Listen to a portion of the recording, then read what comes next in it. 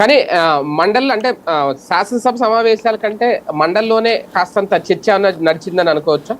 అంటే బేసిక్గా రెండు చోట్ల నడుస్తుంది. చూడటం ఎవరు చూస్తారు? ఎప్పుడైనా సరే సినిమాల్లో హీరో అందరినీ చంపుకుంటూ వెళ్తాడు, విలన్ అనేవాడు ఎవడు లేకపోతే ఎవడు చూస్తాడు సినిమాని? విలన్ ఉండాలి, వాడు స్ట్రాంగ్గా ఉండాలి. మీకు అల్లు అర్జున్ సినిమాలు ఎక్కువగా సూపర్ హిట్ ఎందుకు అవుతుంటాయి అంటే విలను హీరో కంటే స్ట్రాంగ్గా ఉంటాడు, అందంగా ఉంటాడు, గ్లామరస్గా ఉంటాడు. అతన్ని వేసే వ్యూహాలు చాలా పకడ్బందీగా పవర్ఫుల్గా ఉంటాయి.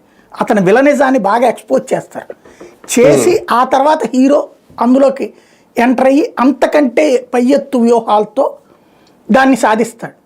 అందుకని హిట్ అవుతుంటాయి ఎక్కువగా. మీకు ఓ పోకిరి సూపర్ హిట్ అయినా లేకపోతే ఒక్కడు హిట్ అయినా ఇవన్నీ ఏంటి, విలన్ చాలా స్ట్రాంగ్. అదే సందర్భంలో విలన్ చాలా వీక్గా ఏదో కమెడియన్ లాగా పెట్టారనుకోండి, ఎక్కదు సినిమాలకి. అట్లాగే రాజకీయాల్లో అసెంబ్లీల్లో కానీ మండల్లో కానీ అవతల ప్రతిపక్షం అనేది స్ట్రాంగ్గా లేకపోతే మజా ఉండదు. ఇక్కడ అధికార పక్షం మాత్రం మాట్లాడుకుంటుంది. ఏం మాట్లాడుకోవాలి? ఎవరు చూస్తాడు? ఇద్దరి మధ్యన చర్చ నడుస్తుంది. డెమోక్రసీలో రెండు పక్షాల మధ్యన ఆర్గ్యుమెంటే డెమోక్రసీ. రెండు పక్షాలు, ఒకళ్ళు మేము అద్భుతమైన సిద్ధాంతం అంటారు, ఇంకోళ్ళు మాది అద్భుతమైన సిద్ధాంతం అంటారు. ఈ సిద్ధాంతంలో ఉన్న లోపాలు వీళ్ళు ఎత్తుతారు, వీళ్ళ సిద్ధాంతం